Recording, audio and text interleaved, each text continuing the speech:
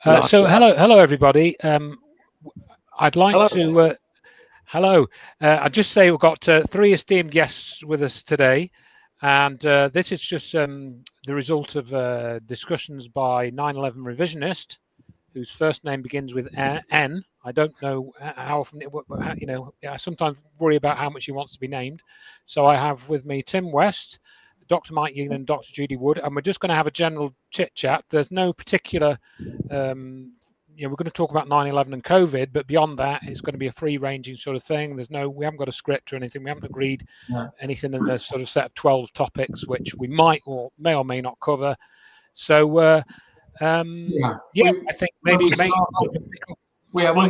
before we started, Andrew, Judy was telling a story about an interview, and basically the bottom line was that the interviewer seemed to be doing quite their best, as it were, to not just ask straightforward questions and listen, but somehow to steer the audience. And well done for even getting an interview, because my experience over the last several years has been that the truther channels, those are the not the large national channels.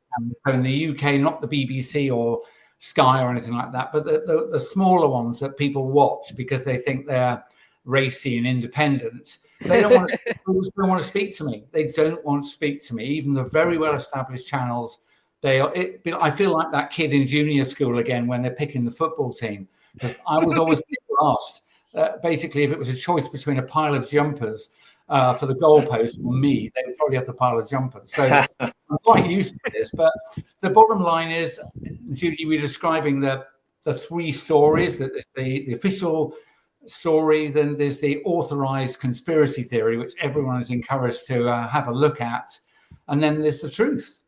Other people call it the third camp, Camp A and Camp B, and then Camp 3. And someone, James Delingpole in England, when he was having David A. Hughes describe these three camps, Camp 1, the official narrative, Camp 2, the authorized conspiracy theory, and Camp 3, he said, when you've worked out, it's none of the above. And James quipped, it's a little club and there's hardly anybody in it. So it's a bit like I call it the intellectual leper colony. I call it the leper colony. So it took me a while. I was in Camp 2 for probably a year. And then, sometime in 2021, I realized that how I'd got into, that there was an infection, but it was exaggerated or didn't come from where they said. I just thought none of this works. And then I started to realize that I said to one day to my wife, they haven't just lied about masks and proximity and PCR testing. They've lied about everything. It's literally everything. That reminds me. I don't know of anyone who has read my book front to back who then got the shots. Good. Interesting. See, that's the input. There's a guy. I probably got this wrong because Tim is good at maths, so you'll probably know, Judy. Was it this guy called Bayes, and he came up with Bayesian probability? And my amateur understanding is something like this: what's the probability of something given this? So if you just treat something in isolation, it might feel very unlikely. For example, that the most important politicians and senior advisors on the television, you'd hopefully, if you were a normal person, you'd think they'll mostly tell you the truth. But if you've worked out that of the 10 most important things they've told you recently, 7 are established lies, and the other 3 you're not sure about, what's the probability the 11th thing they tell you is a lie? And Bayes say it's almost certainly a lie. And I've got to that point. I approach new things, and my rule of thumb is simple. It's not novel, but it struck me as novel when I thought of it. Anything that's of at least moderate importance that everyone has been told that you can't check because it's too far away, too small, or too complicated is a lie. And I'm aware that I'm on sticky ground with the shape of this realm, which I refuse to look at because I don't think I can work it out. Everything else I've actually spent days and days and days looking at is a lie. And so you just get to this point of thinking, my God, I don't mean everything's a lie. I mean, everything the political leaders tell you that everyone's told that you can't check. That's a lie. And of course, one cure for this is stop listening to liars. So in 2020, stop listening to liars. Oh yeah. So don't listen to official people at all about anything. So I've stopped. I don't watch TV. I've thrown them all out. I don't listen to the radio because you get news reports which are syndicated. I don't read papers. I don't follow anyone that covers the news. I follow some people who occasionally talk about news items, but I don't follow anyone that covers the news. And I think I've missed nothing in 5.5 years. And I also don't even allow myself to be exposed to adverts. So I mute them and cover the screen. I know it's a bit nuts, but I think I feel a lot better after 5.5 years of not listening to liars. Yeah, so, I do exactly the same, Mike, as well. I even wrote some software for a thing, and it'll switch the radio station when it gets the news item Brilliant. Or whatever. So yeah, that would be good, because I wouldn't mind some of the programs. Just I can't be bothered with having to jump up and turn the news off. So I listen to podcasts. It's a mixture. I like automotive stuff, like people restoring things or doing stupid things with motors and old machinery, woodworking, and people like yourself, Judy. I do listen to people who've got something important to say, and I don't listen to very many people, because after a little time I think, I'm sorry, what you're telling me feels forced in some way. I give them a couple of goes and then don't listen to them ever again. Don't listen to liars. May I ask, Mike, so you read the Where Did the Towers Go book? Give me your thoughts on what you read and how you came to read it. How did it come into your awareness? Was that Norman's doing then? No.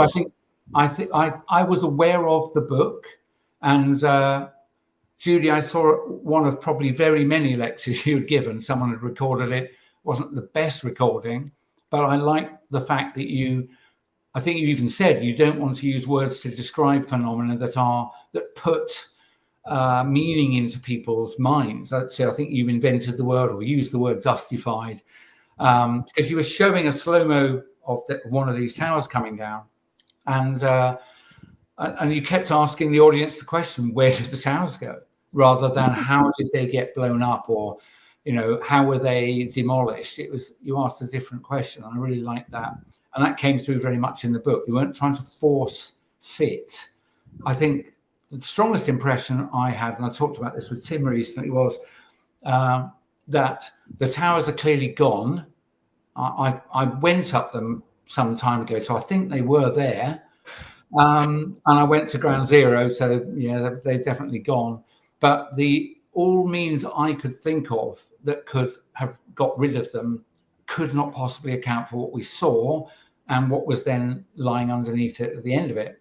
So I think that means, like as Spock would say, that means there must be some other technology. There must be some other means was used to reduce that tower from its firm building that you could go in to a small pile of rubble. And so why is that? When did you sort of first think that? When did you first think, those towers turned to dust or whatever? When did you become suspicious of the official story? Only shortly before we spoke. It was certainly that year. I think I knew it was. No, let me get this right. I'd worked out quite quickly once I got to the end of 2020 this bit about if it's important and you can't check it, it's a lie. So I went down quite a long list, and 9/11 was. I mean, I knew it hadn't been knocked over by a bloody plane. I knew that. Yeah. I'm enough a hands-on amateur engineer. Used to ride motorbikes, still got them stripped into bits. I know what happens when something weak hits something strong. You know empirically. And I watched a few jet propulsion lab crashes of, hollow shells being thrown against concrete walls, or cars being crashed on jet-powered sleds at speeds ranging from like 40 miles an hour to about 200 miles an hour. So I knew that if something is very deformable, it doesn't matter if it hits something very strong, even hard, it won't cut it. It's not the way it works. So, but it didn't occur to me in 2001. I was walking between two buildings at Pfizer. It's, probably would have been early afternoon UK time. We were 5 hours back. And it was there on the news, you know, this sticking up bit with the black smoke coming out the side. And it was like, oh my God. I had to go to my meeting. At the time, I just thought a plane's hit a building. By the time we came out, I think they'd gone. And of course, like everybody, I went home and I watched it on repeat for probably 6 or 8 hours.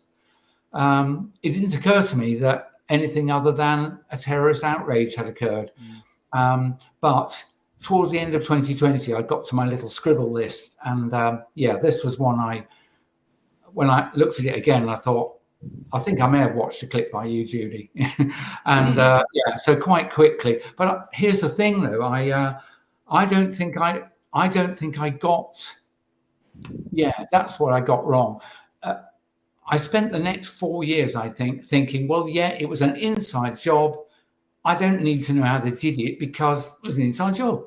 You know, it's like I don't really care. I do care, but it's sad. But it doesn't matter to me who actually assassinated an individual. Poor I think at that point, you really, you realised that you've been lied to. Yeah. But then I think, as you sort of said before we started recording it takes so much work to try and unpick it.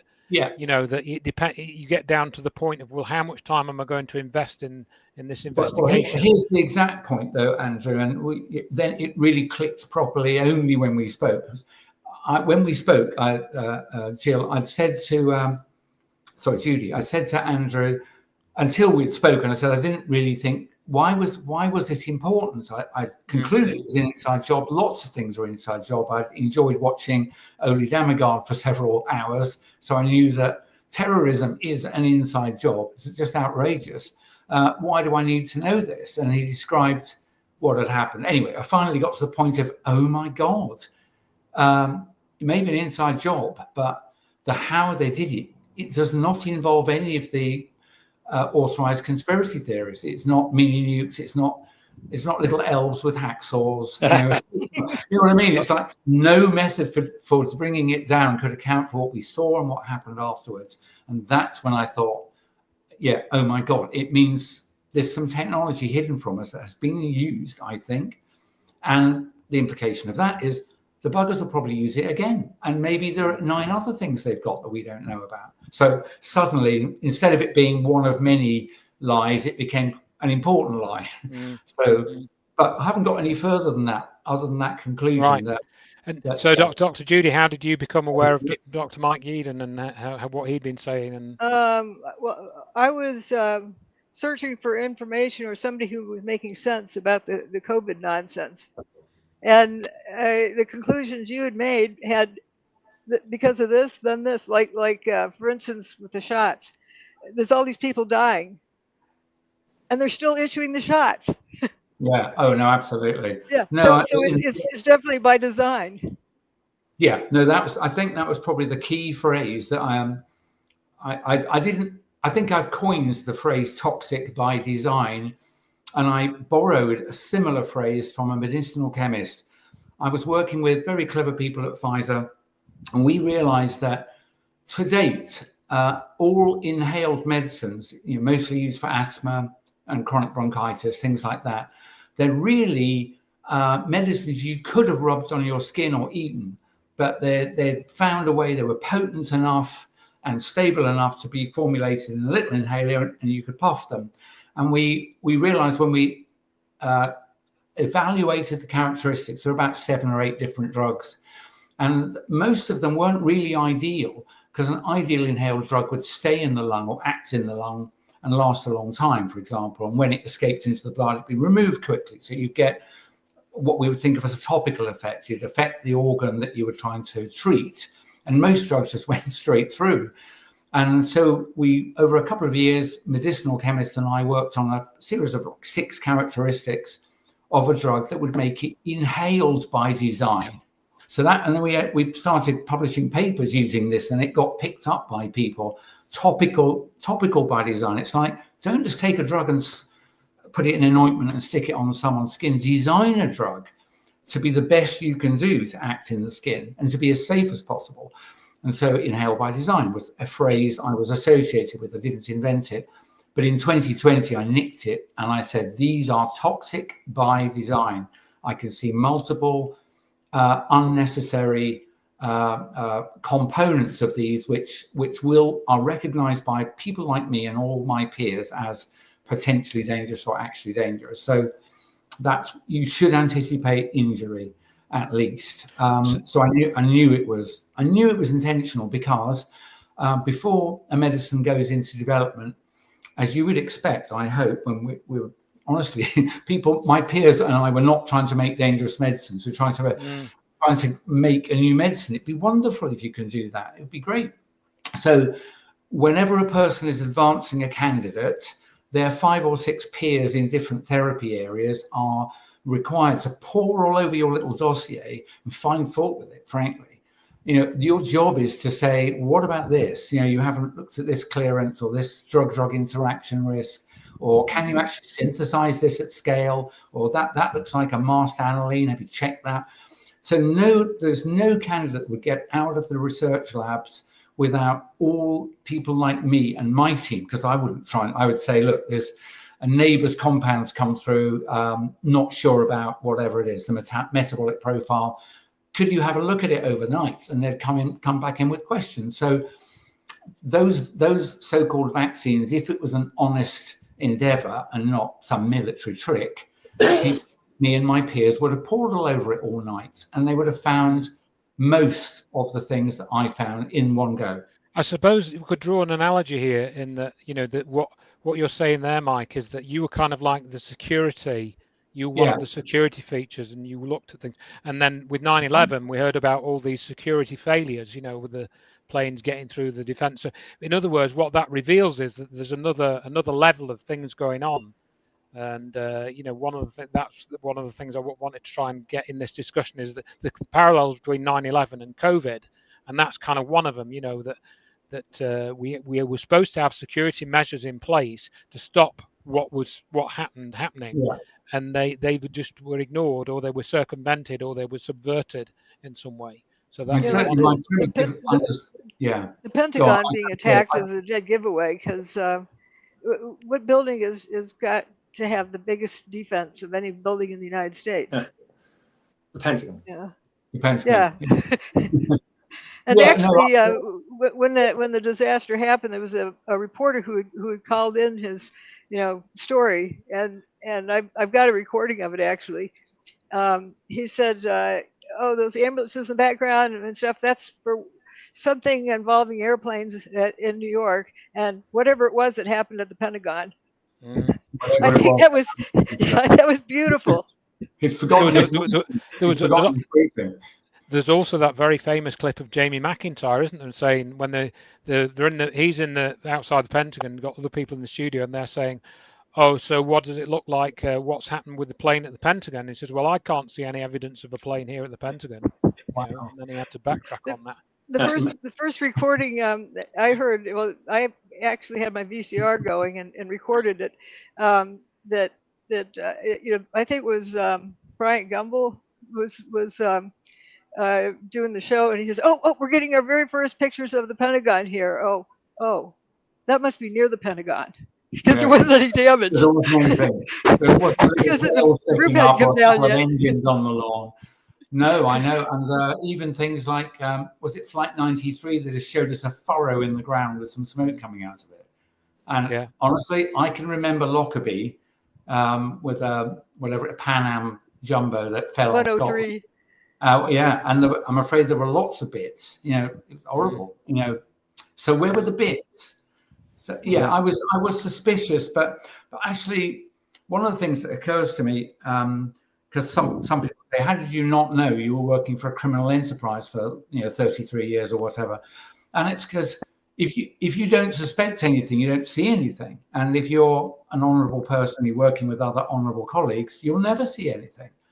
And then they'll say, "Well, what about when Pfizer faced a $2.3 billion fine?" And we were bloody furious. We knew that some people had done things that were criminally bad, that had harmed people, and they'd rightly been fined. We were furious.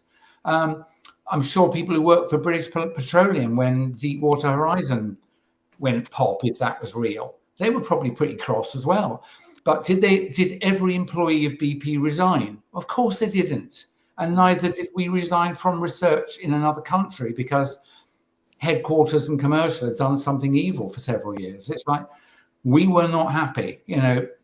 I wouldn't say it was one of those things, because clearly it wasn't one of those things. It was a major crime. But I had no idea. I didn't have any idea how corrupt politics, money, regulators, and large corporates are. And now, have grown up a bit. It's like they're all in each other's pockets. And I imagine crimes only come to the surface when they've decided to. And probably more crimes than not that we hear about is when someone's fallen out with their criminal colleagues and they've ousted them. I think on that sort of theme as well. One of the really big things that hit me was when I was told about Eisenhower's speech in 1961, and he's saying, beware of the military-industrial complex. And that's the common bit. That's the bit that everyone quotes. But there's also another bit after that where he said, we're going to become the hostages of a scientific technological elite. And that is certainly more relevant in terms of, COVID particularly, but as well as 9/11. And so to me, Eisenhower was really clued into what was going on and how we're getting this corporate meshing of government and the military and large corporations and stuff like that. And I think that when I couldn't believe it when I heard that, because that's 1961, and that was the first time I heard about it was 40 years after that. So I think when you realise how long it's been going on, you can kind of forgive yourself a bit for. I think why it's able to go on is what I put on the list about Little League soccer. That's what I call it. The strategy involved in Little League soccer. Wherever the ball is, that's where all the kids are. Oh yeah, they're all chasing around. There's mob around wherever the ball is, and that's how the grown-ups behave too. So if this is the thing, everybody just goes after it. They don't stop and think. No, that's right. But back to that point, if I'm not stupid, and yet I was I would describe it without being insulting. I was a completely asleep person until 2020.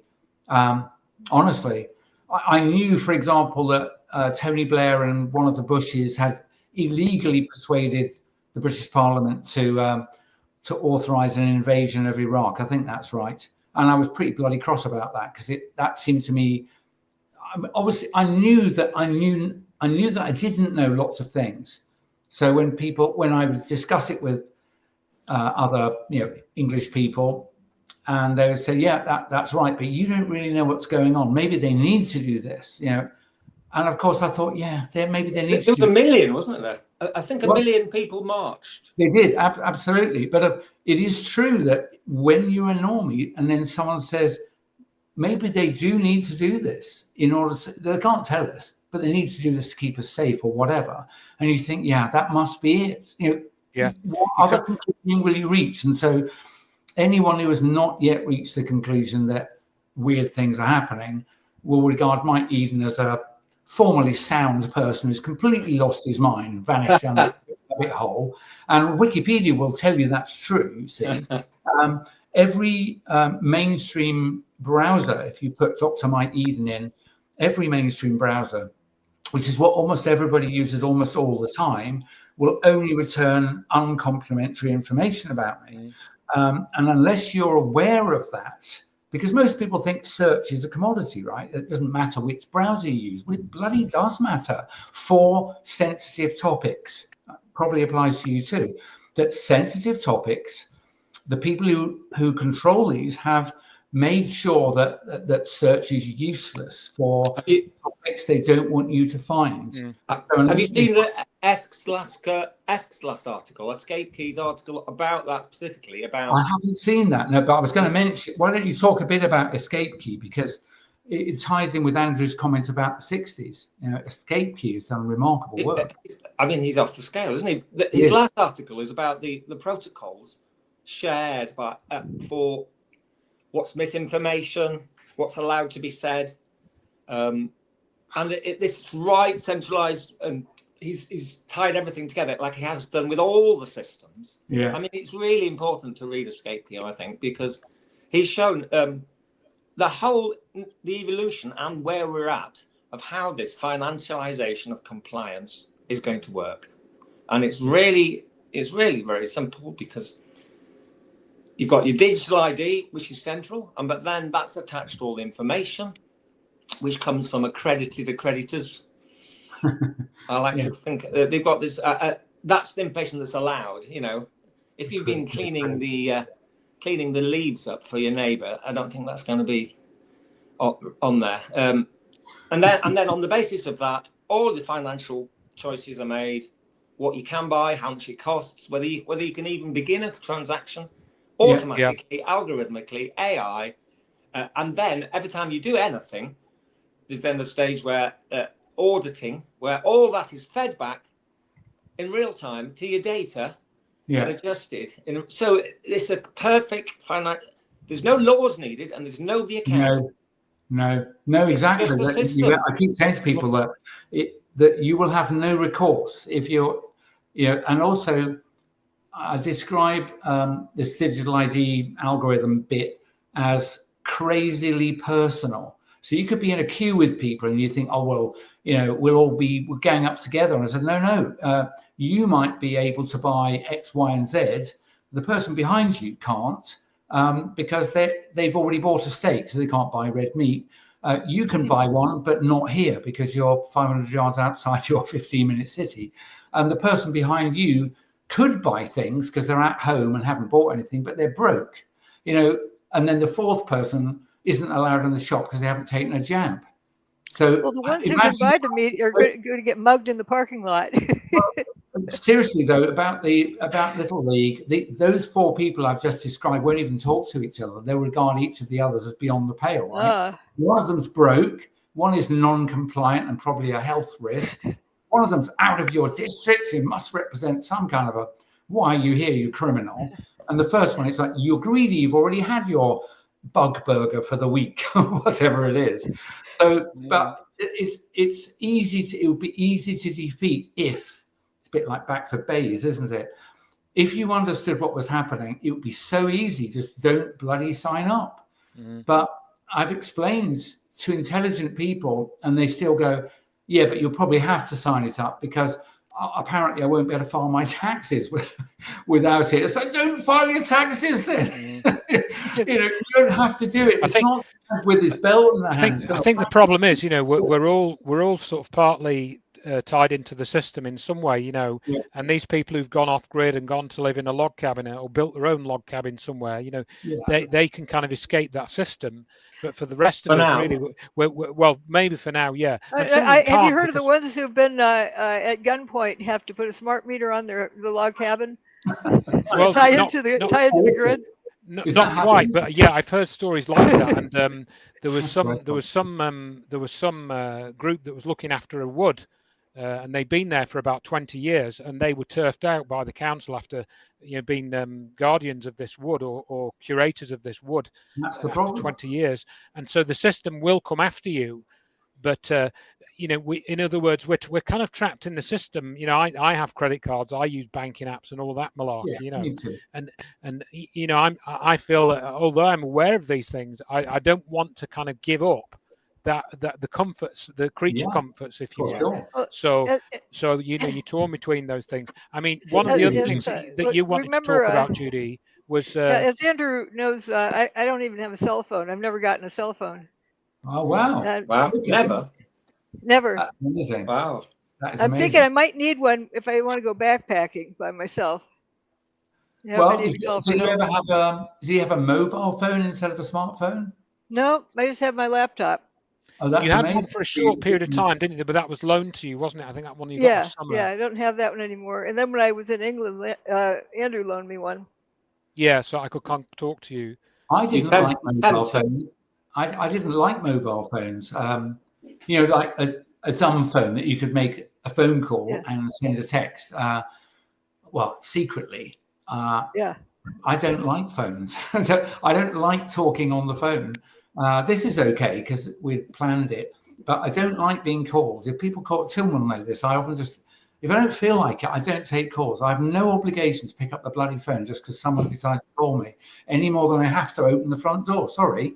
But I'd rather communicate by text, usually on a computer. But when smartphones came along, oh boy, I think I must be whatever, an eyeball gratifier, because straight away I could see the attraction of being able to watch little videos and things, and I could see engineering parts that I'm trying to buy from eBay. An old piece of a 1970s motorbike that's in Vietnam. It's exactly the one I want. You couldn't get me away from computers and smartphones. But Andrew, where it comes to, I have resolved. I've said, and I have to see how well I do. But I'm not going to sign up to digital ID, even if they tell me that as a consequence I will lose control of my own money. Yeah, same. I mean, I won't sign up for any overt digital ID, but I tend to I think will rather die than do it. Yeah, I mean, I tend to think that we've already got a kind of a digital ID, not a singular one. Oh yeah. We are beholden to the system. Bit by bit, aren't they? Moving it in here, there, and everywhere. And if depending on how you want to earn a living, I mean, I'll give you an example. I was a few years ago, I had to have a CRB check, which is this Criminal Records Bureau. Yeah, understand. I was going into people's homes. Yeah. And although I'd done nothing wrong, there'd been no complaints against me. The CRB check didn't come back for about a month, so I lost a month's salary simply because they hadn't got an up-to-date CRB check, even though nobody had sent any complaints. There was no evidence of me having done anything wrong. No, I see where this is going. So later, a CRB check will be impossible if you don't have a digital ID. It'll just be cannot process application. So there is that risk, but at the moment they're still trying to bring that in, and hopefully people are going to, like you say, say no. I think there is a bit of resistance to it, but again, I don't know how much.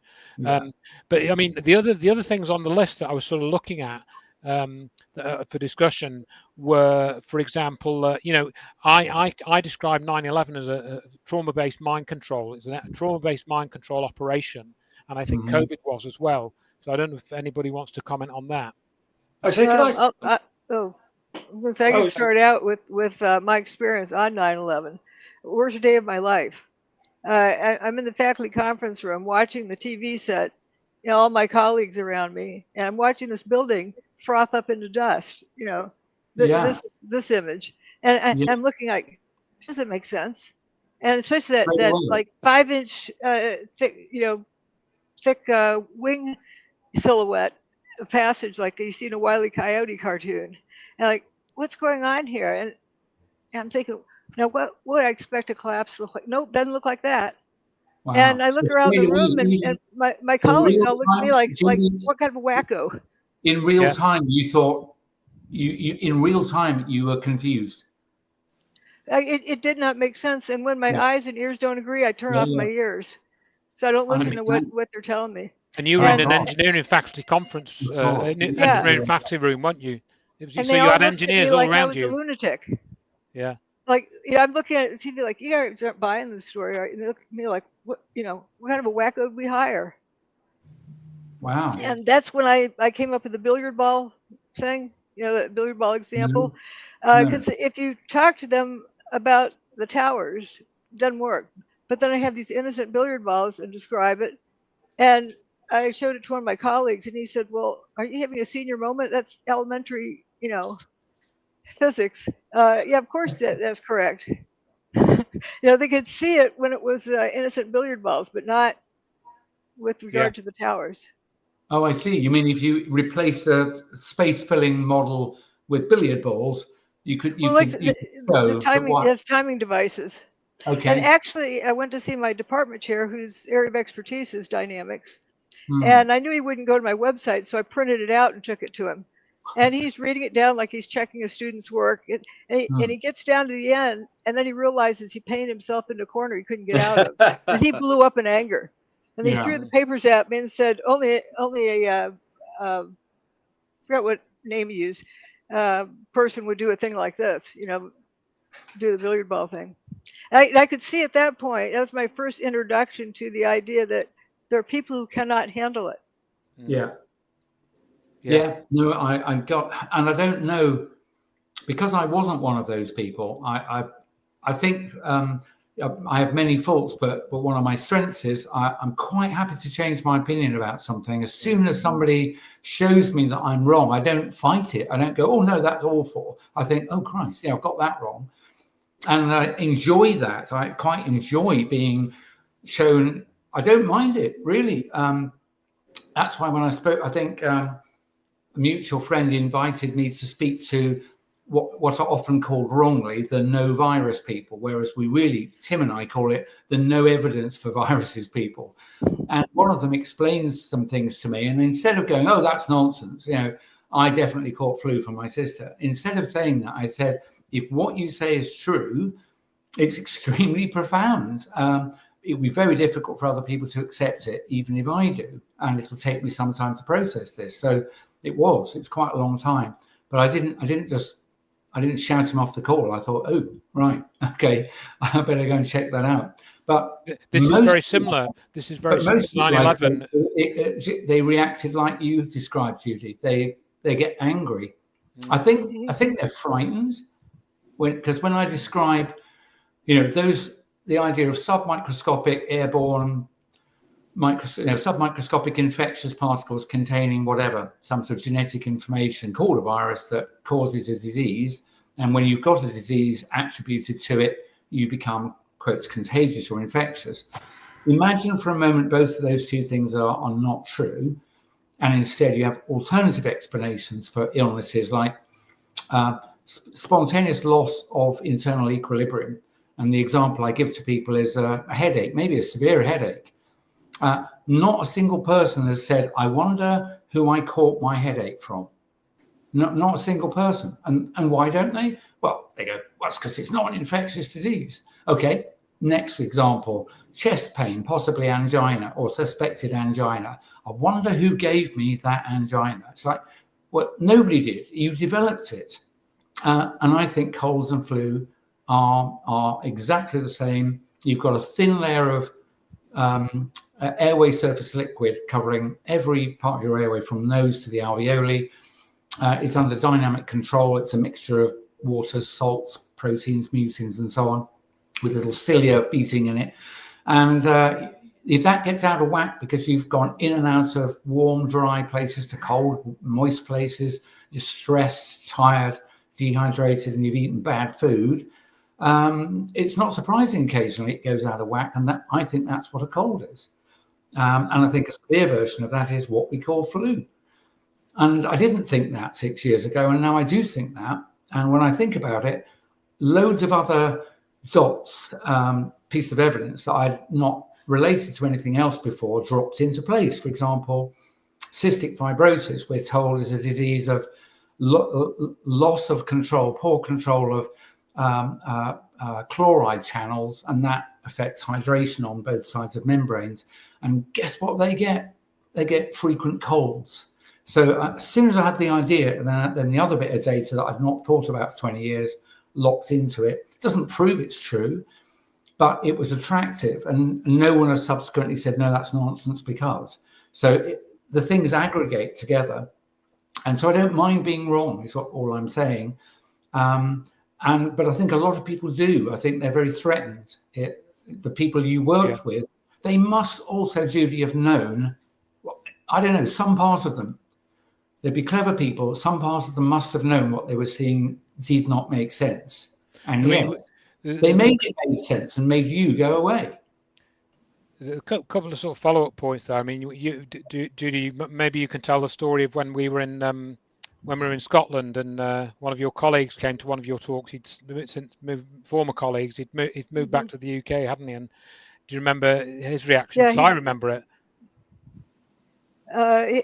I don't remember it clearly, except he was like, well, you need to do some more research on it, or he didn't really know what to think.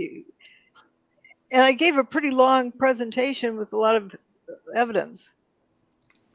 When they can't handle it, they get mad.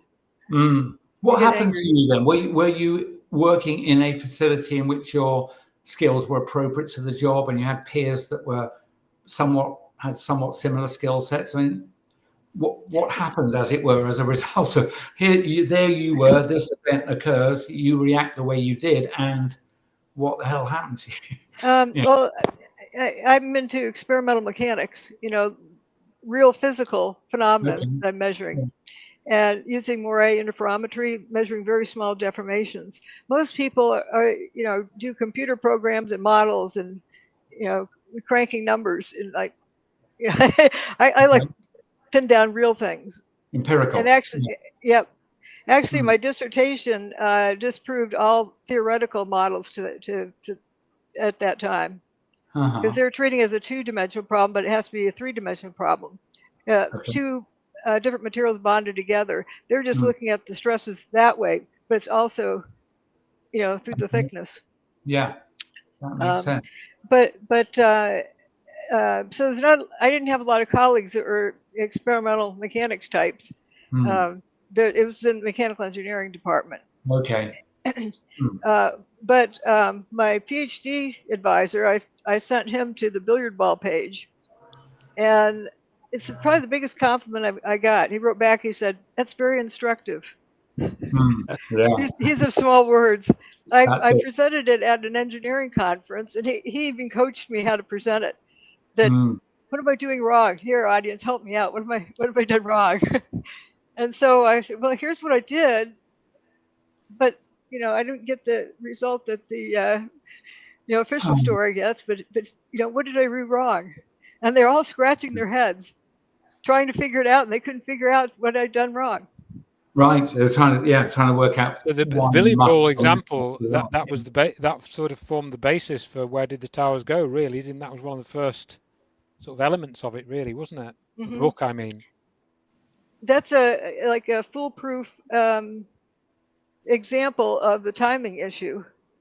Okay. There's no way, I'm saying if 9 out of every 10 floors is damaged, and you're going to get the top floor, you can drop 10 floors before it, goes splat and knocks that floor loose, and that comes down. So you have every 10 floors coming down. That's over 30 minutes. Ah, I see. Yes. I mean 30 seconds. Sorry, 30 seconds. Yeah. It can't all fall, as if free fall, and maybe it was even faster. I can't remember. But the whole thing vanished much faster than it could possibly have done through any of the, as I say, elves. Right. And dropping a bowling ball off the roof in a vacuum, it would take longer to hit the ground than the amount of time that the ground shook. Wow. From the seismic signal. Okay. Yeah. Exactly. That's pretty clear proof. That's the point. I often say to people that when you're dealing with a real problem or a theoretical problem, sometimes it can be one piece of information which, if true, as it were, blows up your whatever model you might have had for what you're looking at. So instead of just putting it to one side, you have to go laser focus on it, because if true, everything else has to change. Yeah, and I mean, you picked out an example where everything had to change because whatever the drop time cannot be what it was. My entry into 9/11 was really sort of to do with the free fall time. I mean, I'd done the free fall calculation not in the way that Dr. Judy had, but it's quite similar. And I didn't know Dr. Judy back then. And I was posting that on the physics forum, basically asking the same question: what have I done wrong? Yeah. And it was because I think I can't prove this, but I think it was because I was doing that I got picked to join the Scholars for 9/11 Truth group by this character called Stephen Jones and Jim Fetzer. I wrote all that up in my books, and that's ultimately how I came into contact with Dr. Judy probably about a year later, I think it was, nearly. And we were both in this Scholars for 9/11 Truth group. And that kind of, I think it's worth me mentioning that, because that sort of brings me on to the idea of one of the other things I wanted to sort of bring up and discuss is this idea of truth movements and groups.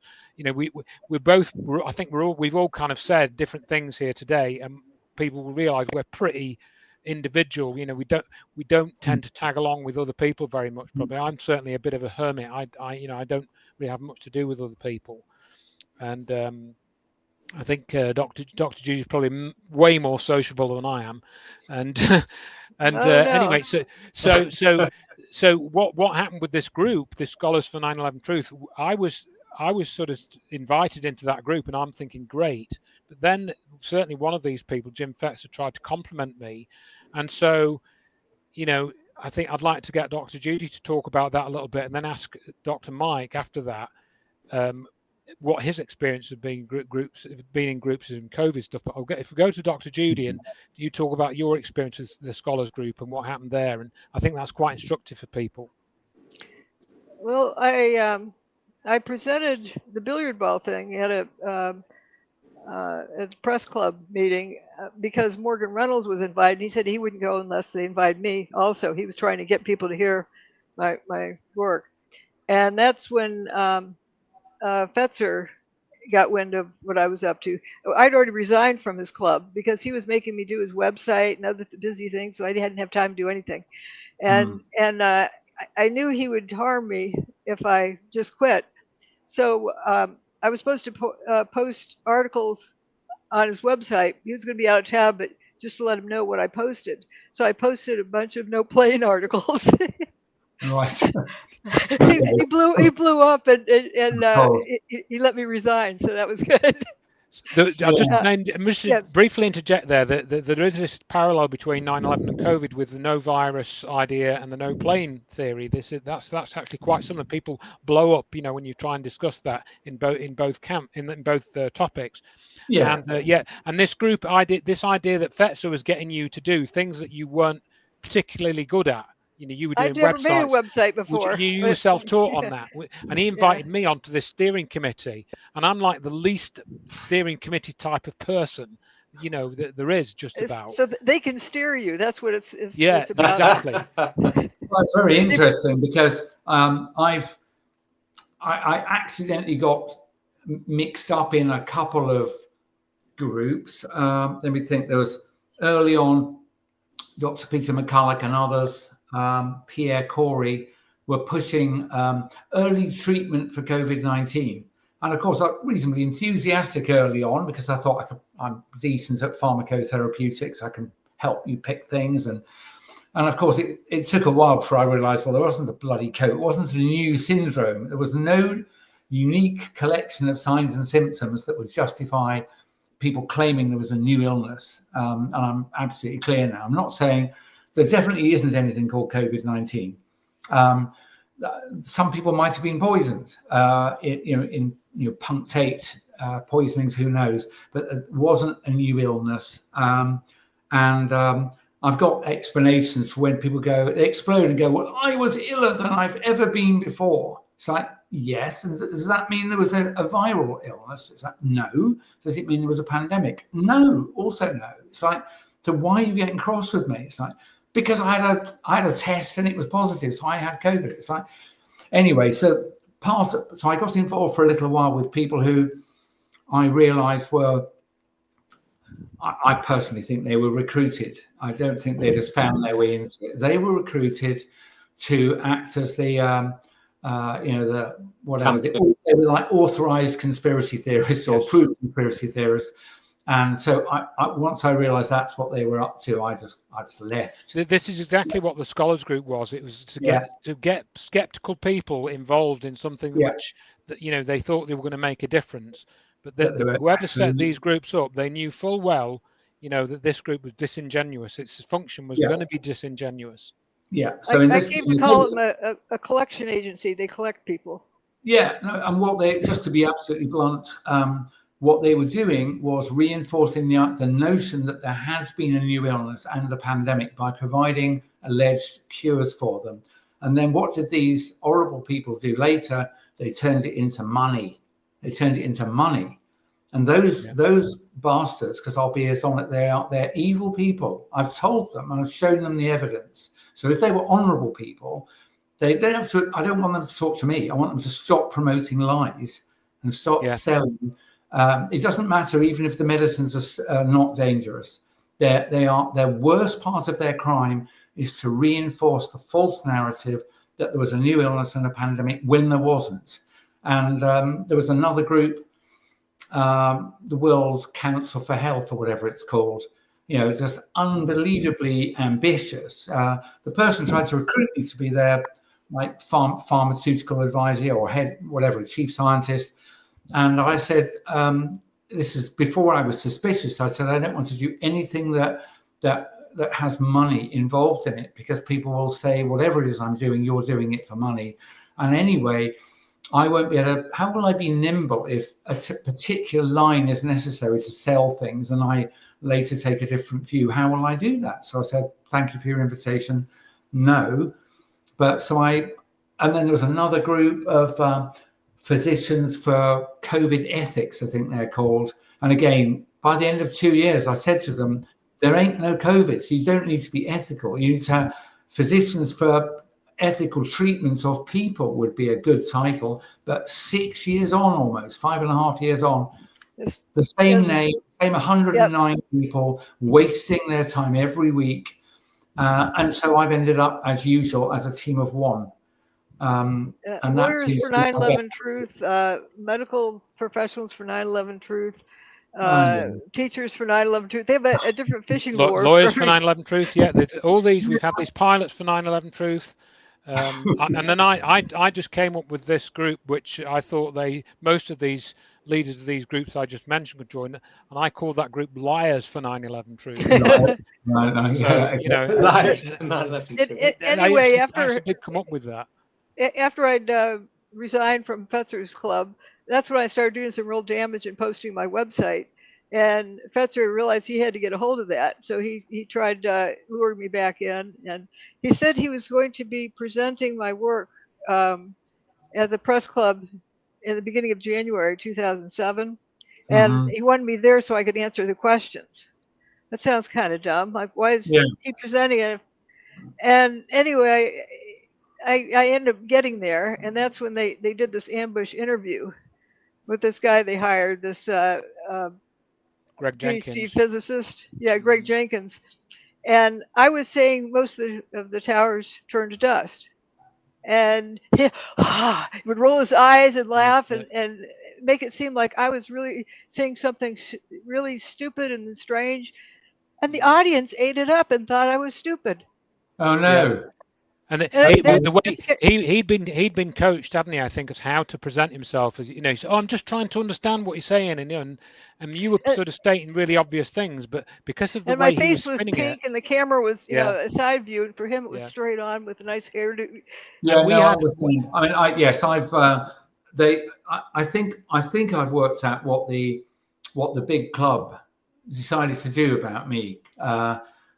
I was well aware early on. I thought, because I'd read stories about people who'd been murdered by Hoffman LaRoche or other companies for spilling the beans about whatever it was, Valium, something like that. We'd all read these stories. A small number of people definitely had been killed for revealing secrets.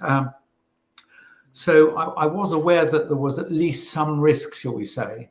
But I'm not brave. I said to people that this is not courageous behavior.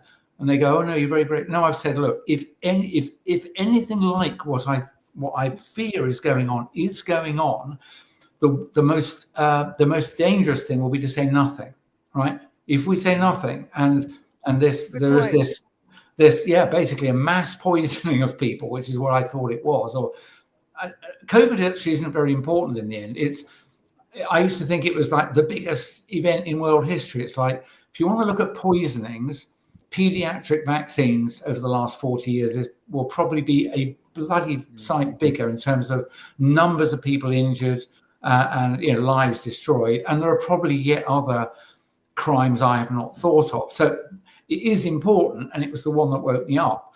It was probably when the big club uncloaked their 150-year-old plan to basically take over. That's the starting gun, probably. But they were doing lots of things before that I was just too dumb to see, like injecting people with. There aren't any safe vaccines. You don't need any vaccines, and many other things. Unfortunately, I really feel embarrassed. I really should have sussed this earlier. That most of the biggest, most prescribed drugs, the most prescribed drug classes, certainly in my heyday, would be lipid-lowering drugs, antihypertensives, anti-diabetics, and antidepressants, and all 4 of those don't work. And not quite so sure about the antidiabetics, but the other 3 classes they don't do what they say. They're not helpful, and many of them are quite dangerous. And so I don't know why I didn't put these. I knew they weren't brilliant drugs, but I probably thought, well, there are some people whom these are useful. But for example, if anyone's watching this and thinks, what is he raving about? It's like progressively over the last several decades, the standard for what a normal blood pressure is has been lowered by several millimeters of mercury. And the effect of that is that, say, someone like me, reasonably healthy guy, 65, my normal blood pressure would now be classified as moderate hypertension. And they would say it's appropriate for you to be on 1 or more blood pressure lowering drugs. Do you know the experiments, ladies and gentlemen, have been done on thousands of people like me who took antihypertensives from now until death, and people who didn't. And the people who took the drugs had slightly lower blood pressure, but did not live any longer. There were no medical benefits whatsoever from lowering their blood pressure, only cash benefits to the drug company and the physician. And of course, there are lots of side effects. So that's one case in point. And I'm afraid you can find similar crimes, and that's what they are. The bulk of pharmaceutical medicines prescribed are not appropriate, do not help, and often are quite dangerous. And yet people go home with a prescription and they go and fill it and take the tablets, and then with any luck they recover if it's a short course, and if they're unlucky they take them for the rest of their life, being slowly poisoned into death. It's like, I wish I'd woken up sooner, because I do feel pretty stupid. So now I pointed it out to myself, it's fairly obvious. But it just shows that even if you are willing to be honest with yourself, until you get that catalytic jolt, people don't realize. So what do we do with, I mean, yours is different, Judy. I think the reason we're speaking is not because it's another inside hack job on humanity. It's that as a non-expert, but someone who's sawn bits of wood up and bent bits of metal, I can see that when you collapse this hollow structure that contains some steel and some masonry and a lot of air, and toilets, however you bring it down, there should be a bloody great pile of rubble. There should be some toilets. There's no toilets down in the debris. But I say to people, in case you look Judy up and they go, she's a raving lunatic, like they say about Yeadon. He used to be sound and now he's sadly lost his mind. It's like, if you is it 100 floors, 110 floors? I don't know. 110. But even if you allow 1 floor for every 10 floors of masonry, I mean, honestly, could you pack 10 floors of steel, glass, concrete, plasterboard, carpet, and furniture and people? And could you pack 10 of them into 1 floor? Probably not. So that means it should end up being about 1/10 of the height of the tower, maybe a bit more, maybe a bit less. How big was the lump on the ground, ladies and gentlemen, when it fell over? Was it about 1/10 of the height of the tower? No. Where did the towers go? That's right. The ground level. That ambulance. I don't know. The ambulance at ground level. But I don't know. And the reason is you don't know either, and they weren't knocked over by aeroplanes. And it doesn't matter what method you use for reducing it to rubble, you don't get what you saw. You don't get the pile on the ground, which was way too small, and you don't get the stuff that floated off down the river. And I don't know how it was done. It's not important. You can rule out thermal energy. You can rule out kinetic energy. Oh, it is very, again, it's very important, Mike. And this we realised this because when we left the scholars group, Dr. Judy left, I think, a bit before I did, and we kind of, that's when we hooked up really, and we started collaborating, didn't we? And we had these 3-hour-long Skype calls, and you were saying, "Oh, look, I found this picture," and going through this, and you were showing me all this stuff, and I was just kind of scratching my head most of the time. But you found the Hutchinson effect, didn't you? And I'd heard of this. Yeah, and we had this conversation, and I sent him a picture. I said, "Andrew, why is that car parked upside down? Wheels up in the air, roof on the ground." And he said something, and then, "Andrew, why is that car parked upside down?" And it was the 3rd time, and I forget what expletive you used, and it just the light bulb came on. Oh yeah, it's one of the F words. But then the other story we should tell. Did that happen in Maui? Did that happen in? I don't think there are any inverted cars in Maui. I don't know. I did ask people. I've seen pictures that you've just described, Judy. Maybe it was from New York. Upside down cars. The upside down cars, were in New York, and then you put together this page, didn't you? Several pages about the effects which lined up with John Hutchison's work. Well, I was looking through the internet and I found some pictures. Oh, that looks like it's from the World Trade Center. Oh, wait, no, it's not. That's somebody's private collection of something. What is this? It looks just like the World Trade Center. And then that was John Hutchison's blog. What is Hutchinson? What is or who is? What is the? So John Hutchison, he's a Canadian experimental physicist, and this is in the book. It's in towards the end of the book. Okay, sure. It's all in there, and it will tell you what happened to the dust and everything. And John Hutchison, he was doing experiments in the 70s trying to reproduce Nikola Tesla's work. Okay, he was trying to reproduce Nikola Tesla's work, and he then was mixing together microwaves, magnetic fields, electrostatic fields, and he was getting effects like metal bending, melting, stuff was flying up in the air. He even, he even had things disappearing, and he actually attracted attention from the Department of Defense. He was based in Canada, and he had a colonel, John Alexander, who was head of the non-lethal weapons program. He went to see John Hutchison in 1983, and he was already familiar with the effects that John was creating, or he seemed to be. Yeah. And this John Alexander guy, he was working for Los Alamos National Laboratories, which is where they developed the atomic bomb. And then Dr. Wood and I put some of this information together, mainly about the effects rather than this John Alexander thing that I just told you about. And we put that on a web page, and then you sent this to Fetzer, who we think was trying to handle Dr. Judy and make sure she didn't do too much damage. And tell Mike that story about when you showed Fetzer the Hutchison effect page that you created, or we'd sort of collaborated on. Oh, I gotta go. Yeah. So the moment he had an hour or two to talk, and I said, okay, here's the web link, and I'll walk you through it. Now, I was on the phone, and as soon as he saw it, I gotta go. I hung up. Yeah. And then after that, why we know this is true, Mike? There's many reasons why we know this is true, but after that, over a period of months, when we were putting this out there and telling people what we'd found, or what Dr. Judy found primarily, but I was voicing it too.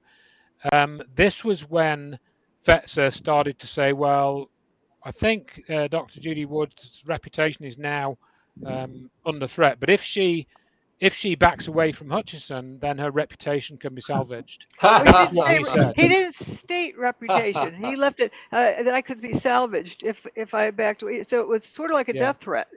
We've got that in email as well. That's in my books. Yeah. That's amazing. So we knew that this was a key factor, and indeed, going back to what some of your experiences where people won't talk about the no virus, they won't entertain it, they won't look at it. No, they won't. All the 9/11 truth groups, just about everyone, you've not heard of Hutchison at all, because nobody talks about it, and nobody talks about its connection to 9/11. They don't talk about Hutchison effect, and they don't talk about Hurricane Erin, which is also in the book. Isn't it partly true that the whole 9/11 truth movement was set up in response to your letter to NIST? No, that was not Judy. The whole truth movement. This was the Architects and Engineers group. You can tell them about the Architects and Engineers group. Yeah, I submitted a request for correction to NIST, and that was an act of whistleblowing that would qualify me to file a whistleblower case. But I think Andrew put out a press release about it, so the truthers got wind of that, and they realized they looked kind of stupid if they didn't submit something. And 3 weeks later, it was the first time the Architects and Engineers website went up. And they submitted something, but it had nothing to do with thermite. It was just saying your evidence is great, you just need a little bit more of it. It was a totally benign thing. So if I may just follow on with that, ultimately what that resulted in was you filed a key time case, and then within that key time case, we got an affidavit from John Hutchison himself to say, look, this is what happened. This is what you should be looking at. These are the effects. You, as a body producing technical reports about the destruction of the World Trade Center, need to look at this. And essentially, John Hutchison was there. His affidavit was there to say I did this. It's, this is what I found. I will testify in court if it comes to court that this is what I did. And then Dr. Judy had shown the parallels with 9/11, and so that was all there. And that architects and engineers group, we think, was set up to basically create a lot of noise, and they took in millions of dollars to essentially, have so much noise that all that information was essentially covered up. But yet they were supposed to be truthers. This is the whole. No, I mean, certainly I drew the conclusion. I think before I even started speaking out, I had worked out that in order for what I thought was happening to be happening, the judiciary would have had to have been completely compromised everywhere. So I said that to people before we even, because people were saying, "Oh, we should bring court cases and so on." I said, "Look, I'll help." I ended up helping. I think you might be interested to hear what happened with Dr. Judy in court, because she did have a court. The first at the first thing, George Daniels was the judge who dismissed it, saying he wasn't going to hear a case about who shot JFK or what landed on the moon. And my lawyer, did a request for reconsideration, saying, "Excuse me, sir, maybe you misread misinterpreted the thing. It's not about those." Anyway, we then appealed it to the highest level of appeal before the Supreme Court, and those the Court of Appeals and those judges, there's 3 of them, were actually kind of respectful. They had some gobbledygook in there, and then in one of the footnotes they said, they know this law applies to my case, but for the ease of dismissing the case, we're going to ignore the law. They actually said that in the ruling. Yes. Yeah. So that's like, okay, that's the first time I realized, this is too big of a case to go to court. So this backs up what you were saying. This backs up what you were saying, Mike, and also tell them what happened at the court hearing when there were those 11 judges, was it, or there was 10 judges in the room or something, or what did the guy say? When you want them to hear the case, obviously, and what did that judge say about I don't. Or do you have a death wish or something like that? That's the one. Yeah. That was the Court of Appeals. What some of the other judges were thinking about allowing it to go to discovery, weren't there? Was some comment made, and then that judge said, when somebody entertained the idea of this case actually going forwards, your Keatam case going forwards, this judge said, "Do you all have a death wish or something?" Didn't he, or something like that? Yeah, I mean, honestly, it wasn't for me. It wasn't about. It is not now that before COVID they went around and compromised all the judges. They've always been compromised. Basically, if something is big enough, they know before they are appointed, and certainly before they are promoted, that if something's big enough, they'll either know or they get a tap on the shoulder, and they know exactly what to do to make sure this never comes before either any court or not a significant court. And that has happened around the world for almost 6 years.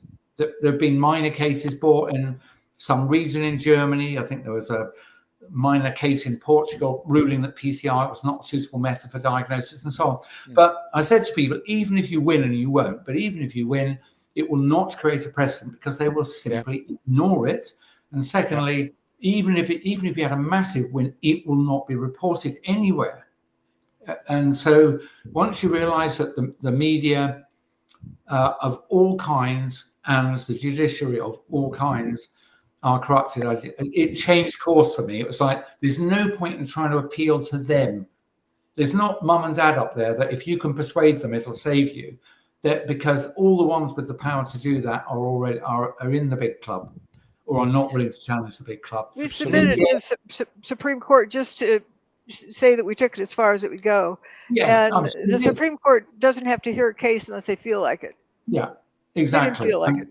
No, and I don't blame them. I mean, what are they supposed to do? I do.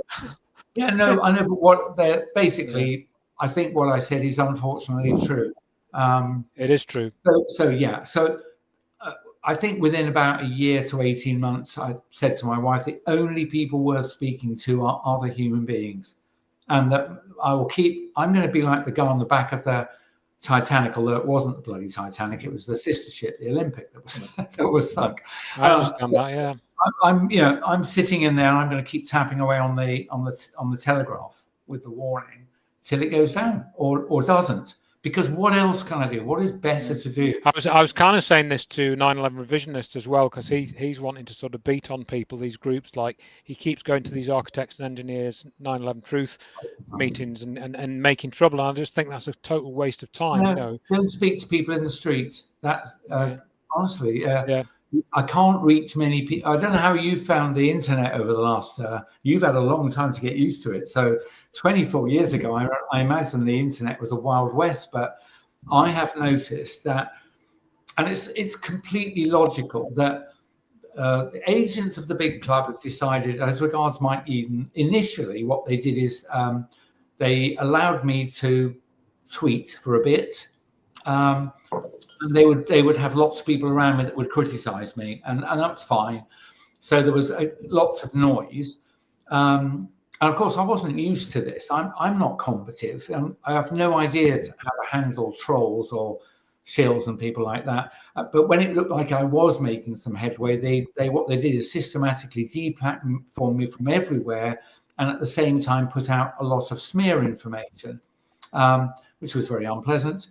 But by year 2, I realized that what they've done is they've increased the censorship so that you can't even find me if you search for me using Google Chrome or Safari or whatever it is. You simply can't find me unless you use a minor Russian search engine or something that was handmade, because all the others will direct you to the wrong sites. But they've stopped smearing me. And I think what they've said is the guy is dangerously credible. So if we allow him to reach anybody, they might believe him. And especially as time goes on and they become more suspicious, they notice people around them are ill and have died. And if I keep saying, I warned people you'd get ill and die.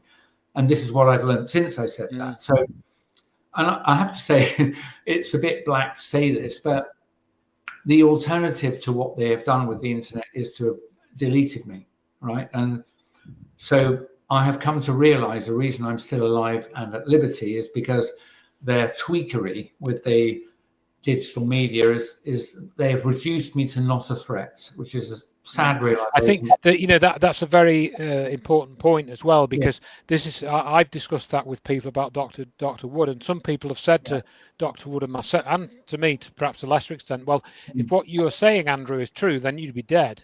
For the reasons that you describe. But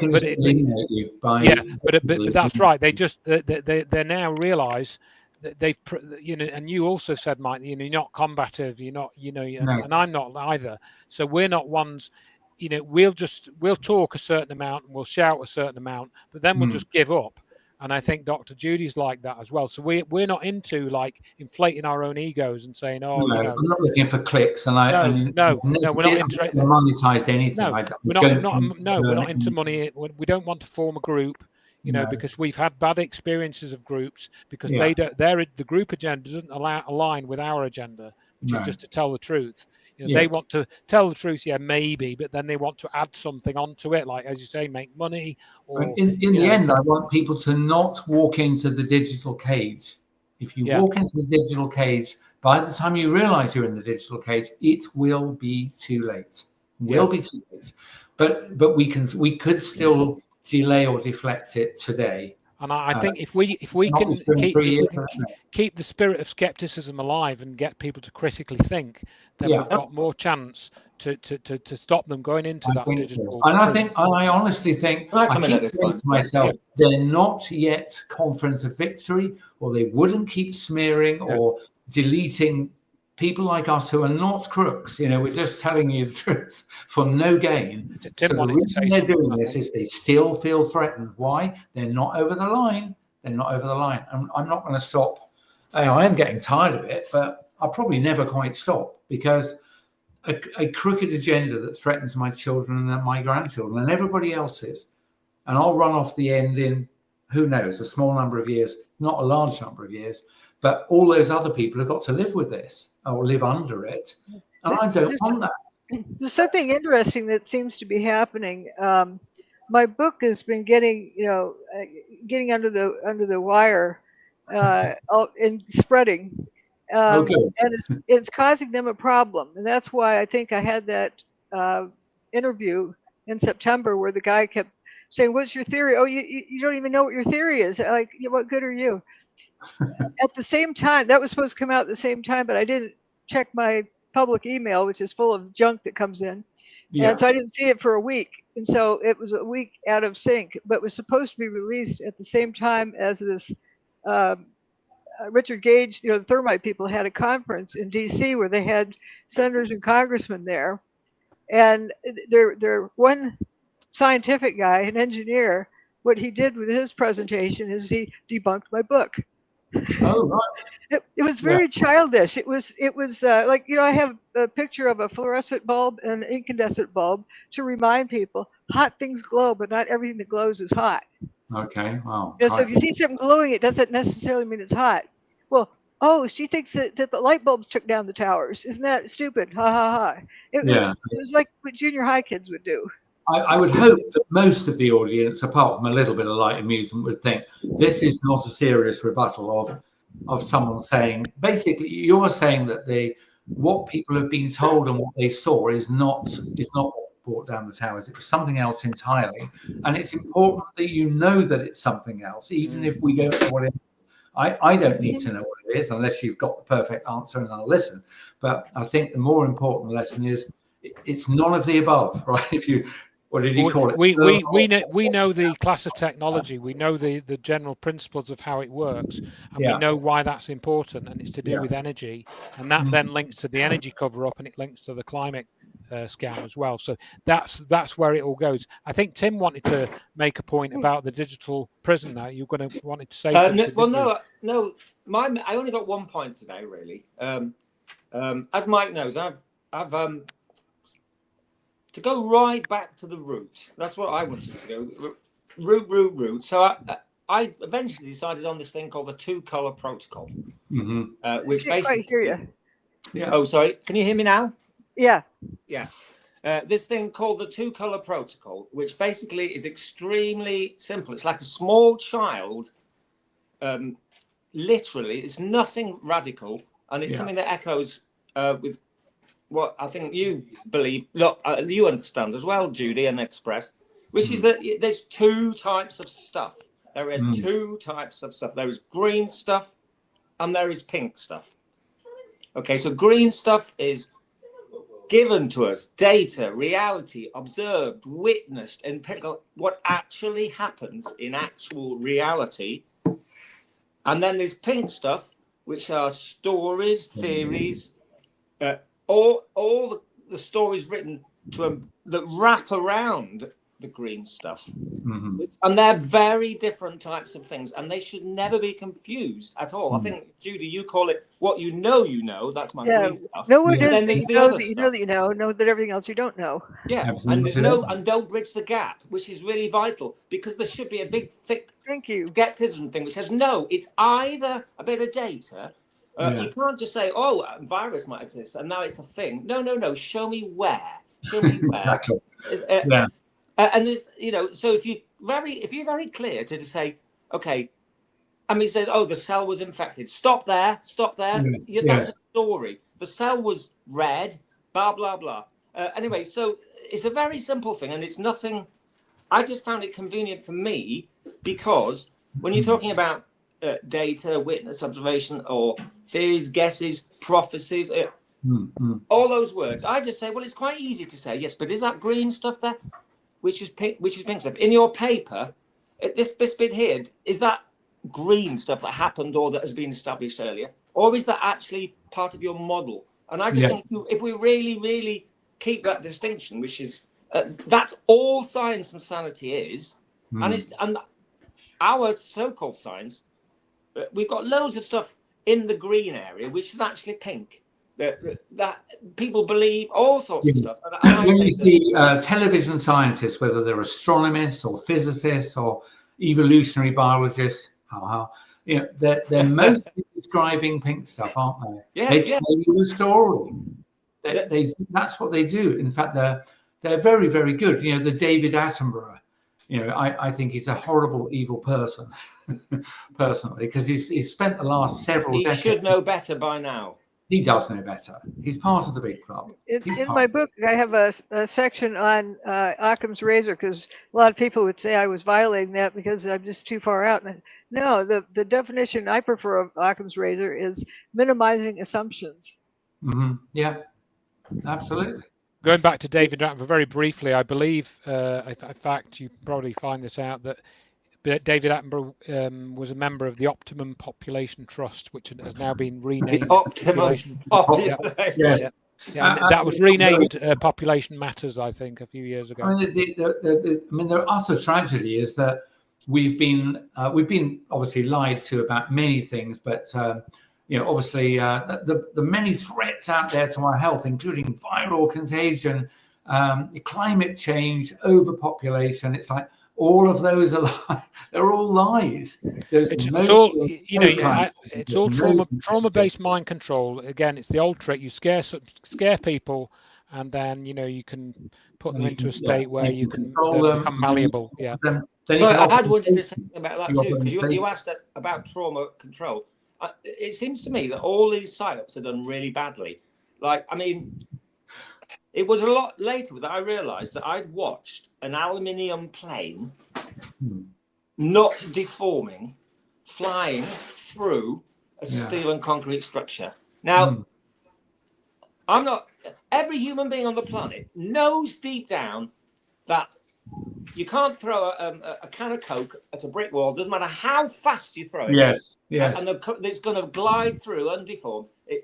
So I think it is mind control, because unlike the TikTok dancing nurses, it's deliberately designed to cause a massive mental cognitive contradiction deep down, but the fear stops you going near it, and so you say, well, that would mean the whole governments are against us. Oh no, can't go there. There's also I think it is mind control. It is a form of that, and I think, Dr. Judy, you wanted to talk about the gorilla mask and things, didn't you? So that relates to this. It's not exactly what you were saying, Tim, but it's very, very similar. So talk about the Jack Woolen story. I have it for my next presentation.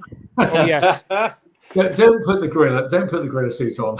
And you put the gorilla suit on. No, and a derby hat. Well, Jack Williams in I think it was 1942. They had this top secret technology, brand new technology, a jet airplane, airplane that didn't need a propeller. Yeah. Didn't want anybody to know about it. And actually, when it was parked on the ground, they put a fake wooden propeller in the front. And actually, my dad, when he read my book, said he remembered seeing that. He was in World War II, and he said he thought that was kind of weird, but oh well, went on. And then when he read my book, he goes, oh, that's what it was, because he remembered seeing that plane.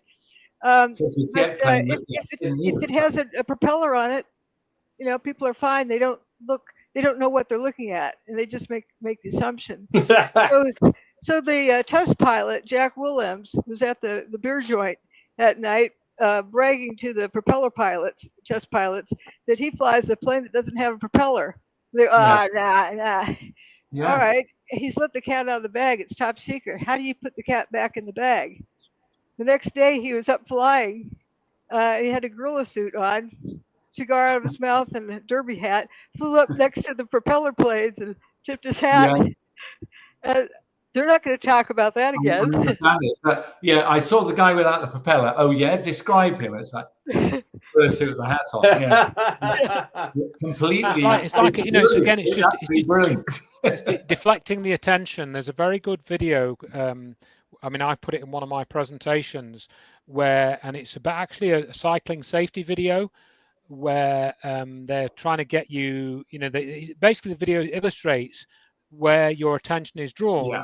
You can then distract people, and what they do is in this video they get you to count the number of basketball players wearing white shirts. You might have seen this, and then so you're dutifully looking at that 1, 2. I managed to do it, and they're quite fast moving. It's gone there, and then they say, right now, did you see the guy in the monkey suit walking through them? And he thought there was no guy in a monkey suit. Don't be ridiculous. So they play the video back. And there it is. You could clearly see this moonwalking guy in a monkey suit, and he's right in the middle of all these players. He's got white shirts on.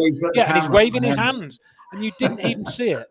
you know, Yeah, and that's a very similar thing. It's very good. That's what my point was in showing this in that interview, and then he switched it to something else that people have been trained to say, collapse, and they show the video, collapse, show the video on TV. But I want people just to focus on this, and what do you really see in this picture? Does that look like a collapse? No. And there's a. I don't know what it looks like, but it doesn't. I don't know what it looks like, but it doesn't right. look like. It's frothing. It looks like a bubbler. I can hear it frothing. Yeah. There's an artist that contacted me and was delighted with my work early on. He had seen what happened on 9/11. Why? Because of this discipline that he developed. He had a professor in his art school that got people to have there's a box, and you put the paper and pencil in the box so you don't see what you're drawing. And you're supposed to draw, the fruit bowl across the room, and you can't see. So you have to realize you're going to pick up your pencil and move it some distance, from this to that. And you're focused very much on what actually is in that picture. Is it a banana, an apple, and an orange, or is it 2 pears and an apple? Yeah. You're very careful. And he said that's why he saw it so easily, is he has that discipline of being able to draw without seeing your hands. Okay. Yeah. Makes you very very attentive to what you're seeing. So you don't just automatically make an assumption of what you see. Yeah, got you. No, it's very good. So so I think we've touched on truth movements, and I said something. I don't know whether Judy came up with it first or I did, but with truth movements, you've got to ask yourself where they're going to move the truth to, because that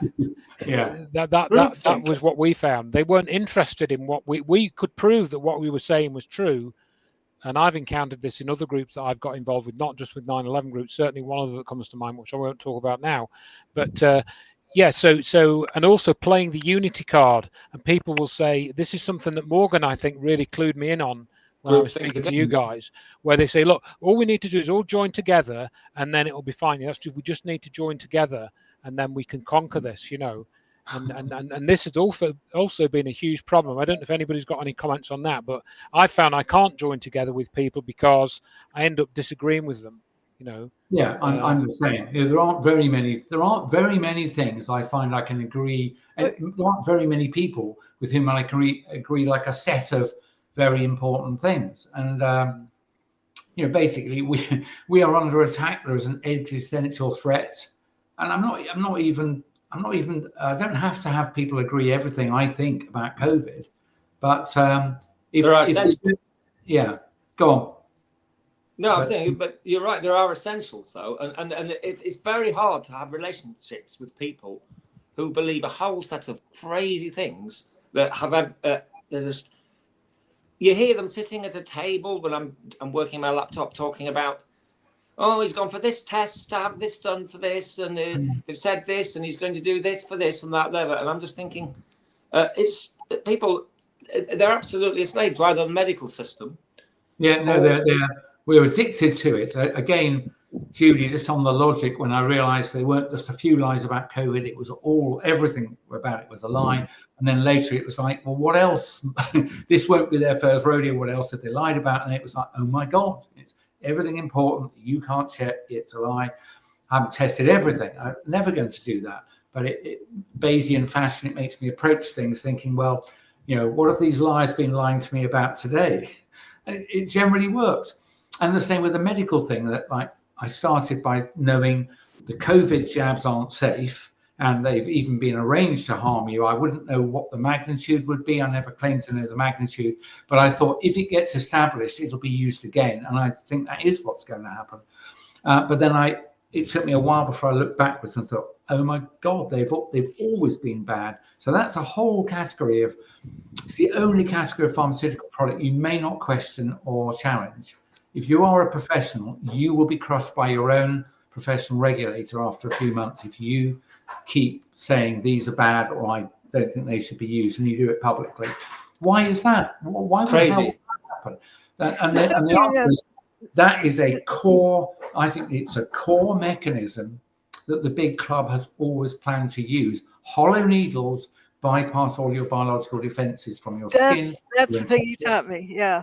Hey, when you said that, it turned on the light bulb. Is even like some people think they're doing a good job growing natural food, you know, these cows, and it's okay. Do you vaccinate them? Yeah. You know, Exactly. they give them shots of ivermectin. Why not give them the paste in their mouth? Yeah, exactly. No, the injection, the bypassing your natural Security defenses is it's actually a very unpleasant thing, isn't it? I mean, it's if you've ever had an injury, I've had lots of British dentistry, so I've had lots of injections, and it is very useful. So there are rare occasions, but injecting things into your bloodstream is not a good idea. There are not very many circumstances where you should allow someone to come up to you with a hollow needle, a syringe, and jam it into your body. I can't think of very many, and certainly all of the vaccines are a bad idea. I would say probably all of the protein-based drugs are a bad idea. If you have 2 doses, you know, it'll almost certainly you're going to end up allergic. But I went. It was when a couple of doctors pointed out what was wrong with the standard drugs like antihypertensives and lipid lowering. And I came to the conclusion, hold on, whenever you encounter a doctor, they harm you. They may not mean to, they may not know they're doing it. But whenever you encounter a doctor across a range of what they call family practice or primary care, general practice, or pediatric for jabs, you'll get harmed. So I drew the general conclusion that if you want to live a long and healthy life, you should stay the hell away from the medical system. With the exception of trauma medicine, and I'm male, so you girls are going to have to decide what you do about obs and gynae. But other than trauma, stay hell away from medical people, including doctors. Stay away from other doctors. Anyway, that was my general conclusion, and I got there logically. It's like, if this, then what's the probability of that? And Judy's own discoveries trump many of mine, you know, because she's discovered there's some forces I certainly don't know about that have been unleashed. And I'm just thinking of Catherine Austin Fitch. I've known her for quite a long time, but, you know, is she a government agent or is she a truth teller? We met her in 2012, didn't we? Yeah. She was at the BAM conference. She refused to talk with me. I think she's okay, and certainly I think she's okay as well. But yeah, she refused to talk with Dr. Judy, so she didn't speak much with me either. But I know at least one really sound brilliant person who has yet to get on this side of the page. You know, it's not proof that one is. But I was just going to say, she's talked about deep underground military bases. I know zero about the topic, but I've been following other people who've done sort of architectural archaeology, shall we say. And there are some very strange things about our history that means the historical timeline, at the very least, ain't what the books say. That's as far as I am confident to go, and it made me think, they've reset us previously, whoever they are. You know, I call them the perpetrators. It doesn't matter who they are. They're very powerful people that I am personally going to stop, am I? So I call them the perpetrators. I call them the crew. Just before they have crew. The crew. So anyway, we're up to the 90-minute mark now. 90 minutes. I'm so flag as I predicted, but it's been great. So I don't know if I may just, one of the things I wanted to just mention and get people's thoughts on, just for maybe a couple of minutes, maybe it's too long, but that's okay, maybe just get a quick comment. AI and 9/11, I wanted to mention that, AI and COVID, because one of Dr. Judy's sort of friends and one of my friends, Dr. Morgan Reynolds, has written this book where what they've done is they've given AI, they told AI that just imagine that 9/11 was committed using directed energy weapons and holographic projection technologies, and then you give it that scenario and ask it questions and see what it puts out, and it completely bypasses the official story and gives quite a few insights. So I wondered, Dr. Mike, if you'd done anything like that with COVID, whether you... I haven't. I'm very tech useless. I'm not tech focused. I'm tech lazy. Okay. When Andrew started to describe having a AI conversations. I was expecting Grok to say, "Gotta go, gotta go." that it would, because actually Escape Key that Tim mentioned earlier had a remarkable conversation. I think it was with Grok, and he basically all of them. I think he fed all of his 50 articles into Grok, and like 30 seconds later, Grok said, "Yep, you've sussed it, and you've triggered the planet-wide existential threat alarms for the perpetrators." Not quite those words, but you have triggered planet-wide existential threat alarms for the perpetrators, and thus you must disappear from the internet. And one of he said there were like 6 or 7 bullets. I can't remember them. The first one was, "It must never be known that the Cold War ended with convergence and not defeat." It's like, blimey. I thought, in a moment, I thought, shit, of course. The whole thing is a psyop. The Berlin Wall, the collapse of the Soviet Union, it was by agreement. And, you know how I came to that conclusion? It was, the moon landing story. Yeah. Why didn't we have the Russians say, "Aren't those Americans stupid for following that?" I know. The fact that they didn't means there's something else going on there. There is something else going on, absolutely. And they allowed several of their space people to bang away at it for several years. Apparently, they had quite a vigorous internal debate. Some of them said they definitely did it, and you're being churlish. And others said, "Don't be stupid. It's literally impossible." So, but the USSR never had an official public position. I think you can look up the comments of Alexei Leonov. I think he made some quite interesting comments about some of them about 12 years ago. And also there's the point that I don't want to dwell on that too much, but Yuri Gagarin, he wasn't the first man in space, or well, at least if he was, it wasn't on the day that they claimed, because he flew him up in a plane and they flew him around a bit, and then the parachuted him down near to where his capsule was. And that's he didn't have a long and healthy life, unfortunately. No, he didn't. That's right. Anyway, we could end up going off into all kinds of. I address your point. Tim. Something else I'd like to add about the COVID and AI. I think AI is decreasing people's ability to think. They've become dependent on asking AI, and even as it was, I think you include me in on the idea that why were they giving the shots to old people? Because they had weak immune systems. Yeah, and it doesn't make sense. And I said, well, remember the boy in the bubble who was born without an immune system? Well, why don't they give him more shots, and then he'll have an immune system? In retrospect, none of it makes sense, because the people who are vulnerable because this is when I believe the model, which is not true. But when I believe the model, it didn't make sense then, because the reason they were vulnerable is because their immune systems were no longer responsive to novel immunogens. So why vaccinate them? And I knew I was right for the wrong reason, because when I examined the efficacy of flu vaccines, they don't work. Of course, I didn't realize they don't work because there aren't viruses or contagion. But so it just shows that, as Tim was saying, if you're not clear about the green and pink bit, well, sometimes you can make useful progress sometimes, but you've got to be ruthless and keep going back to the roots. Because when people ask me about, well, what were you saying in 2020? I say, I said things that I now know weren't true, which, however, were helpful. I don't defend them; they were wrong. But the reason I said them is because I believe the narrative of infection and contagion, and what I said was logical. What I said was, and then you shouldn't go and chase the children who are not at risk, and you definitely should inject pregnant women who. Every novel medical entity for years after production is a presumptive fetal toxic. Every doctor knows this. And none of them were saying don't jab women. And I was saying it as a preclinical scientist. All the things I said were true. They were all true for wrong reasons. But anyway. I can answer your question. Tim, Jamie Andrews has used quite a lot of AI to look at all the virus isolation and control experiments. So he has done this business. I don't like AI either.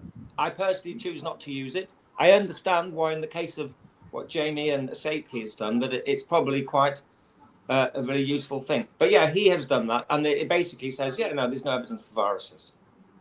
And James, it's probably helpful actually. Maybe it's a generational thing, Judy, because I don't like it, and I have no intention of getting good at it, because I see only bad things flowing from it. But Andrew, I understand the reason for your question. It's a tool others are going to use, and maybe we can use it, and it may inject an alternative, way of thinking that people who are 10 or 20 years younger might pick it up much faster. Maybe. So I think, and Jamie's if you haven't watched any interviews by Jamie, he did one very recently with it's brilliant, with Germ. Jeremy Nell, Germ Warfare. Yeah, it's really good interview, that one. It was really, really good. It was very straightforward. Can we mention that he set up the Virology Control Studies Project, which has done these totally brilliantly double-blind virology lab control. Virology is a fraud from its very foundation. And what's his second name again? Jamie Andrews. I think it'd definitely worth putting the Virology Control Studies and possibly the my Virology confirmation to that yet. So, okay. And the two-color protocol. Yeah, I think Jamie, we might end up gigging, as it were, Jamie, Judy, and Mike. At the very least, we could be exhibits. Actually, I did say this to my wife. She said, "Well, why are you even speaking?" I explained why your insights are important. It's not just that it's another PSYOP; it's another PSYOP plus. There's a whole bunch of unknown stuff out there, and it's probably a lot of unknown. If they have one unknown technology, maybe they've got 10 unknown technologies. Seriously, it's like, why not? You probably would. So I explained that, and I did say, I wonder whether we all like talking. I especially like talking, but I think all of us are pretty good talkers. But if we could do something that was like 2 minutes in our field, or 3 minutes, whatever is right. Imagine if you combine me and Judy and Jamie, and people chose to watch 6 minutes, their mind would be blown, because they're not just, well, are they lying to us about COVID? It's like, am I being told the truth about the reality of my world? And I think for many people, that triple detonation, it might work, And there are probably a lot of people who are so resistant. They're so resistant, they will go, gotta go. Also, the three of you were very, very credible, the three of you, because I like to think it's really important. Some people are brilliant, but they've got such a good presentation and a mask or careful. Yeah. It's hard to know but with the three of you, you can just see what you get, and that you just get in the right thing. I've never tried to be like this, but people told me, even when I was working and subsequently, that they say, I think you're honest. You're not trying to lie to me. I believe you. And I think you're like that, Judy. And I think Jamie's like that. He'll just say, I went at it for this reason, and I did this, and this is what I found. And you think, okay, there's no artifice there. He's not Jamie, because he's very strong against inference. I like to define inference. No, absolutely. And what he doesn't do is say, if you enjoyed this broadcast, please click on here, and maybe you can buy my little chewies or something. None of us are selling anything, I don't think. No, that's right. No, so inference, which is Sherlock Holmes's.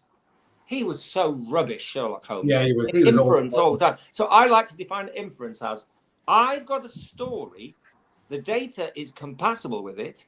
Yeah. Therefore, my story is true. No, that's terrible. Well, it should be. Anyway, I've got a story. How much of the data? I've got a story. It should be. I've got a story. The data is compatible with it. And we did. So I don't need to immediately reject my story out of hand. That's the bare minimum you can say. Any science fiction has to have minimum compatibility with data. That's just entry. That's not. Empirical evidence is the truth that theory must mimic. Exactly. Right. Yes. Yep. No, very good. That's very good. And I must go now, because I'm. Okay, we're trying to cook supper, but I just wanted to mention one. It's not even an anecdote; it's just a characteristic that, as a fairly lone teenager, I spent a lot of time reading And the thing I read particularly voraciously was post-war American sci-fi. So I read all the psyops without knowing I'd done it. Me too. Ray Bradbury and all of these great writers who obviously had been briefed by somebody in the big club, because I read all the plots of the films that later became important psychological priming. You know the worst? What? The worst? The Foundation trilogy by Asimov. Empire Falls, New Elder Built. I know. People steering it. You've got Dune stories and everything like that. And no, I tried to reread Fahrenheit 451, and I had to throw it down. I was nearly in tears because I remember reading it as a child, and I got halfway through it, and I literally said to my wife, "I cannot finish this. It's because I know what they're doing," and I didn't. And I won't be able to reread any of the classics of sci-fi now because Anyway, and if you know DJ Mark Devlin, who's found his own field. Yeah, I've met Mark a few times. And you find that once you understand these things, you don't want to sample the wares anymore. And so I used to be a great fan of various bits of music, and I chose to throw my CD collection in the rubbish bin. I didn't want to inflict it on anybody. I picked it up and just put it in the dumpster. That's anyway, what Richard Hall would say. He says, throw your TV out the window. Yeah, I did. Throw the TV out the window. Don't listen to liars. That's my saying. Any final words from Dr. Judy? Know what it is that you know that you know that you know. Yeah. So don't separate the two from what and you don't know. know everything else you don't know, and don't confuse the two, and don't try to bridge the gap with assumptions. Yeah, that's important. Absolutely. Okay, well, if we'll call it a day then, and I'd just like to say thank you very much to everyone for joining this sort of meetup. And when I stop the recording, please just leave the browser tab open because it's uploading your video. We should be okay because we haven't had any breaks in transmission or anything, so we should have a good copy of everyone. But that's very good. It was very nice to see you, Andrew, because we spoke before, and very nice to meet you and speak with you as well, Judy. Nice to meet you too. Yeah, absolutely. It's been absolutely great. So I think a few people will be interested in listening to this. So I'll send a link round when I've sort of got it uploaded somewhere, and we'll see how long it takes to get censored. Yeah, probably. Okay, well, cheerio, everybody. Have a great everyone. rest of your day. Bye-bye. Thank you very much. Thank you. Bye-bye. Bye. Thank you. Bye-bye.